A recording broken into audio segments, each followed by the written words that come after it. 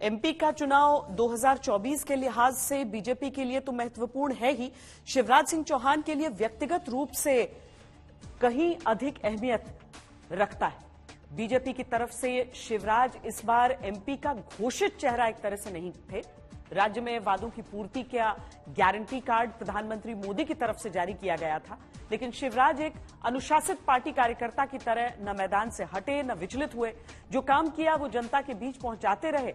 न दिन देखा न रात, मौसम देखा न त्योहार।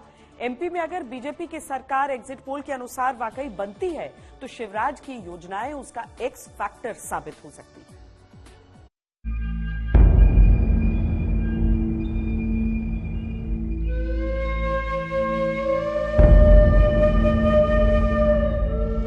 अठारह साल तक तो बहनें लाडली नहीं थी। चुनाव के 4 महीने पहले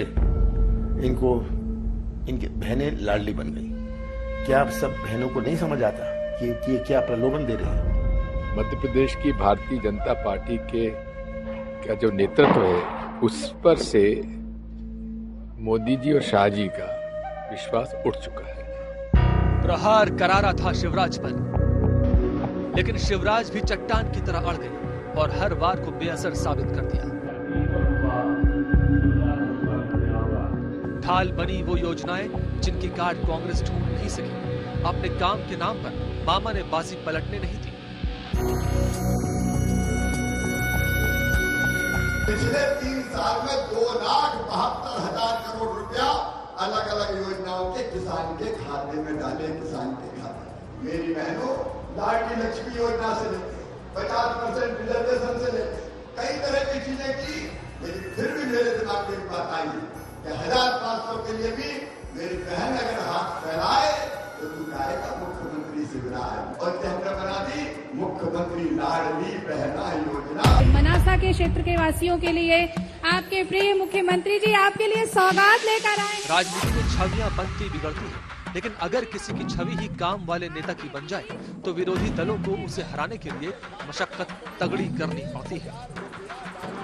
शिवराज ने अपने 18 बरस के कार्यकाल में हर वर्ग के लिए योजनाएं बनाई और उनका क्रियान्वयन सुनिश्चित किया। सबसे बड़ी गेम चेंजर साबित हुई लाडली बहना योजना। पैसे का इंतजाम करूंगा और आगे बढ़ाऊंगा। मध्य प्रदेश की भाजपा सरकार ने भी महिला सशक्तिकरण के लिए अद्भुत काम किया है। पूरे देश में इसकी प्रशंसा हो रही है।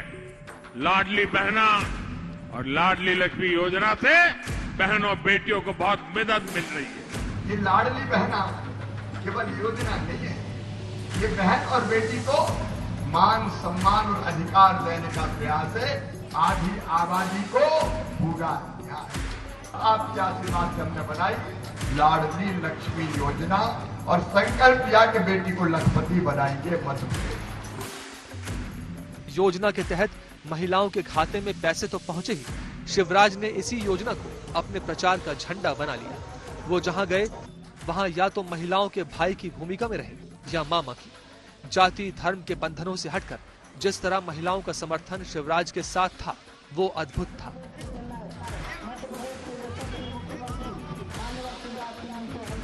शिवराज सिंह चौहान को आना क्यों? क्योंकि वो है ही इतने, उन्होंने देश के लिए इतना सब कुछ कर रही है। एमपी के लिए बहुत कुछ किया है। हम तो ये सोचेंगे कि ताउम्र चलती रहे, ये जो जरूरतमंद लेडीज है उनके लिए योजना आएगी तो शिवराज की सरकार है, तो निश्चित है कि आएगी उनकी सरकार। क्यों? अब काम इतने कर रहे हैं, बहनों के लिए कर रहे हैं, ऐसा लग तो रहा है बदलाव का कोई इन्हें ऐसा लग नहीं रहा है कि बदलाव होगा। हम संकल्प लेंगे। भैया या मामा की छवि के लिए शिवराज के हाथ जब जो अवसर आया उन्होंने तब वैसी योजना लाकर ये संदेश दिया कि अगर मामा जैसा दिल नहीं तो मामा जैसा नाम भी नहीं। 2000 से 2250, 22 से बाद में 2500। मेडिकल इंजीनियरिंग कॉलेज में अगर हमारे बेटा बेटियों का एडमिशन हुआ, मैनेजमेंट के किसी कोर्स में एडमिशन हुआ, तो फीस चाहे 10 लाख 15 लाख रुपया साल की हो, तो वो फीस माता पिता नहीं भरवाएंगे, मामा शिवराज सिंह चौहान भरवाएगा। भारतीय जनता पार्टी की सरकार बच्चों के सपनों को हम मरने नहीं देंगे। 2018 में कांग्रेस किसानों के कर्ज माफी के वादे के साथ सत्ता में आई थी। 15 महीने बाद सरकार गिर गई, तब बड़ी संख्या में किसानों पर ब्याज की किश्तें चढ़ती चली गई। शिवराज सिंह चौहान ने किसानों का 2123 करोड़ रुपए का कर्ज माफ किया।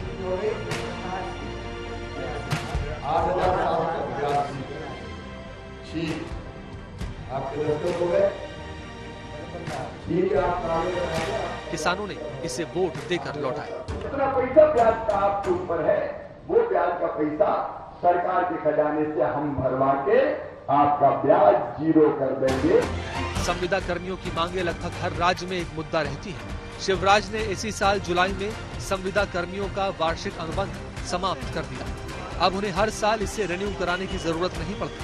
इसके साथ ही सरकारी कर्मचारियों की तरह वेतन भत्ता, छुट्टी, बीमा जैसी सुविधाएं भी थी। मध्य प्रदेश में 2.5 लाख से अधिक संविदा कर्मी हैं, जिन्हें सीधा लाभ मिला। ये फैसला कर रहा हूं कि संविदा कर्मचारियों की प्रतिवर्ष अनुबंध की प्रक्रिया समाप्त की जाती है। कई लोगों ने तर्क दिए कि काम वो इसलिए करते हैं कि 1 साल में अनुबंध खत्म हो जाएगा तो अगले साल रिन्यूअल नहीं होगा। लेकिन मुझे विश्वास है कि आप पहले की तरफ और पहले से भी ज्यादा मेहनत और ईमानदारी से काम करोगे। इसी तरह 12वीं में प्रथम आने वाले हर विद्यार्थी को स्कूटी, आंगनवाड़ी कर्मचारियों की वेतन वृद्धि, 9000 सीएम राइज स्कूल के जरिए बच्चों को प्राइवेट स्कूलों जैसी सुविधा युक्त शिक्षा जैसी योजनाएं ऐसी रही जिनकी वजह से जनता का सीएम शिवराज से सीधा जुड़ाव रहा।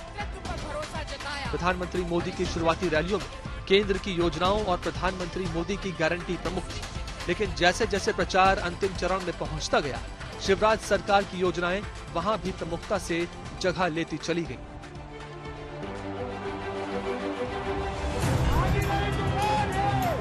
आज मध्य प्रदेश का भरोसा डबल इंजन सरकार पर है। डबल इंजन यानी एमपी का डबल विकास। मेरे परिवारजनों, बीते वर्षों में हमारी सरकार मध्य प्रदेश को बीमारू राज्य से देश के टॉप 10 राज्यों में ले आई है। यहां से अब हमारा लक्ष्य मध्य प्रदेश को देश के टॉप 3 राज्यों में ले जाने का है। अगर बीजेपी जीतती है तो शिवराज मुख्यमंत्री बनेंगे या नहीं, ये बीजेपी का केंद्रीय नेतृत्व तय करेगा। लेकिन शिवराज एमपी में बीजेपी के लिए जरूरी है या मजबूरी, इसका अंदाजा भी बीजेपी को हो जाएगा और इसी के साथ तय होगा शिवराज का पार्टी में कद और पद। प्रधानमंत्री मोदी ने अन्य राज्यों की तरह मध्य प्रदेश की प्रचार कमान भी अपने हाथों में रखी थी। पीएम मोदी की शैली है कि वो न थकते हैं न रुकते हैं। कमोवेश यही छवि शिवराज सिंह चौहान ने राज्य में मुख्यमंत्री रहते बनाई। मौजूदा चुनाव में शिवराज ने यह परवाह नहीं किया कि वो मुख्यमंत्री का चेहरा है या नहीं। शिवराज चुनावों की घोषणा के पहले दिन से प्रचार के अंतिम दिन तक पार्टी के लिए लगे रहे। मध्य प्रदेश के चुनावी महारण में प्रधानमंत्री मोदी ने 16 रैलियां और 1 रोड शो किया। गृह मंत्री अमित शाह ने 18 रैलियां और 1 रोड शो किया। ज्योतिरादित्य सिंधिया ने 88 रैलियां की। पीएम मोदी का मैजिक असर करता है, ऐसा कई चुनावों के प्रचंड परिणामों से साबित भी हुआ है। निश्चित रूप से मध्य प्रदेश में भी इसने अपना प्रभाव छोड़ा।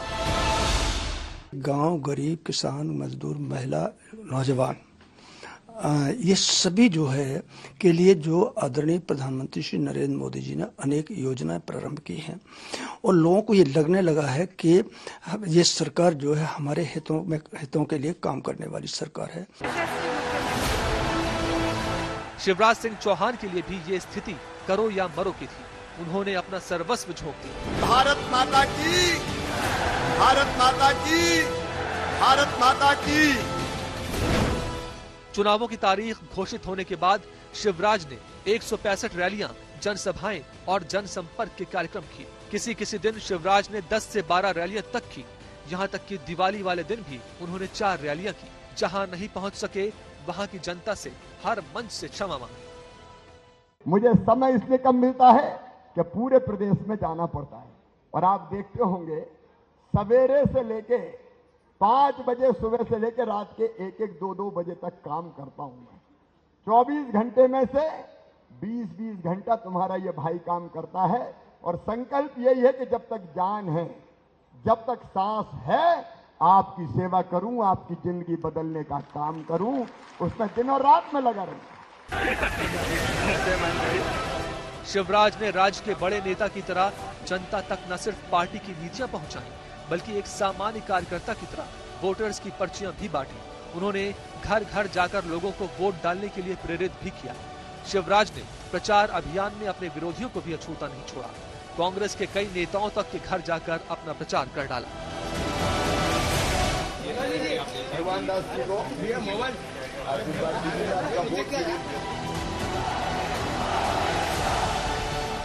शिवराज को पीएम मोदी का साथ भी भरपूर मिला। राज्य के लिए किए गए तमाम काम और आगे की योजनाओं के जिक्र के साथ ही केंद्र सरकार की योजनाओं की भी मजबूती मिली। कांग्रेस के शीर्ष नेतृत्व से लेकर राज्य की कांग्रेस इकाई से सीधी टक्कर लेने में उन्हें भरपूर मदद मिली। काम नहीं किया, चुनाव आने का समय आया, 18 साल से जो आपने काम नहीं किया वो चुनाव के 18 दिन पहले आप शुरू कर लेते हैं। ये घोषणा करेंगे महिलाओं के लिए, आदिवासी जनों के लिए घोषणा करेंगे। कांग्रेस झूठ का इंजन है। बेरोजगारों को भत्ता 900 वादे किए, 9 पूरे नहीं किए। इनके भ्रम में मत आना। डबल इंजन की गारंटी, मोदी मामा की गारंटी पे ही विश्वास करना। नरेंद्र मोदी जी कहते हैं मैं गारंटी देता हूँ। किस बात की गारंटी? अरे आपकी तो हम 2014 से गारंटी सुन रहे हैं, 15 लाख से लेकर आज तक। आज मोदी जी तो ऐसा दौरा कर रहे हैं जैसे वही मुख्यमंत्री के लिए दावेदार हो गए। कांग्रेस के धमकीबाज नेताओं की तो खुद उनका तो हाल ये है, धमकियां तो देते फिरते हैं, लेकिन उनकी खुद की कोई गारंटी नहीं है। शिवराज सिंह चौहान ने सिर्फ चुनावों के दिनों में ही लोगों तक पहुंचने का काम नहीं किया था, बल्कि चुनावों की घोषणा होने से कुछ दिन पहले उन्होंने जन आशीर्वाद यात्रा निकाली थी। इस यात्रा के दौरान उन्होंने सभी 230 विधानसभाओं को कवर किया, जनता के पास पहुंचे। वैसे भी ये माना जाता है कि एमपी में ऐसी कोई विधानसभा नहीं जहां हर घर तक शिवराज कभी न कभी खुद न पहुंचे। सबसे बड़ी लड़ाई थी बीजेपी और शिवराज के लिए। शिवराज ने सबसे बड़ा प्रचार किया, पूरा मध्य प्रदेश पैरों से नापा।